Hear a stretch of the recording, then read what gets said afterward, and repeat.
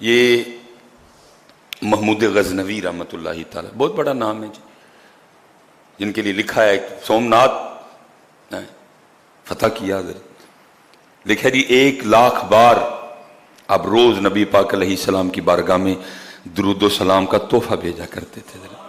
ایک عادل حکمران تھا جی، جب 1,00,000 بار درود پاک پڑھا جائے تو اس کے لیے اچھا خاصا وقت درکار ہے۔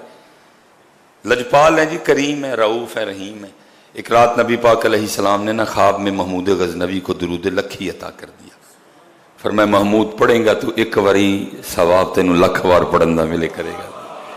یہ ہے جی، آپ کے لیے لکھا ہے کہ کسی کو آپ کے انتقال کر جانے کے بعد خواب میں زیارت ہوئی، اس نے پوچھا محمود کیا بنی؟ فرمایا اللہ نے مجھے معاف کر دیا۔ پوچھا کس عمل کی وجہ سے معافی ملی حضرت؟ اللہ مجاہد تھے، جہاد کیا حضرت۔ کہا میں ایک دن کسی سفر پہ تھا اور راستے میں کسی کا مہمان بنا، تو محمود غزنوی کہتے ہیں کہ اس شخص نے جس کمرے میں مجھے ٹھہرایا تو میرا جو پلنگ تھا تو پلنگ کے بالکل ساتھ قرآن کریم پڑھا ہوا تھا۔ تو محمود کہتے ہیں کہ جب میں اپنے پلنگ پہ لیٹا تو دل میں خیال آیا، اوے محمود وہ تیرے پاس رب کا کلام پڑا ہوا ہے، تیرے پاس رب کا کلام پڑا ہوا ہے اور تو سون لگا ہے۔ محمود کہتے ہیں میں قرآن کے ادب میں کہ میرے پاس رب کا کلام پڑا اور میں سو جاؤں، میں سویا نہیں، میں ساری رات تلاوت کرتا رہا، فرمایا اس ادب کی وجہ سے اللہ نے مجھے معاف کر دیا حضرت جی۔ میں کہتا ہوں محمود غزنوی قرآن کا ادب کریں کہ بالکل میرے پلنگ کے ساتھ قرآن پڑھا اور محمود غزنوی سوئیں نہ، یہ بےدبی اللہ کے کلام کی کہ پاس اللہ کا کلام پڑھا اور میں سو جاؤں۔ فرمایا میرا یہ ادب کرنا قرآن پاک کا اللہ کو اتنا پسند آیا کہ اللہ نے مجھے معاف کر دیا۔ اب میں اس کو سامنے رکھ کے آپ سے اور خود سے سوال کرتا ہوں، محمود غزنوی قرآن کا ادب کرتے ہوئے کہ رب کا کلام ہے، غزنوی تیرے پاس قرآن پڑھا ہوا اور تو سونے لگا ہے، وہ سوئے نہ، رب معاف کر دے۔ تیرے اور میرے گھر میں رب کا کلام پڑھا ہوا ہے، سارا دن گزر جائے تو اور میں کبھی اس کو کھولے نہ، سارا ہفتہ گزر جائے تو اور میں اس کو کھولے نہ، سارا مہینہ گزر جائے تو اور میں اس کو کھولے نہ، سارا سال گزر جائے اور تو اور میں اس کو کھولے نہ، اور پھر کہیں جی معیشت تنگ ہو گئی ہے۔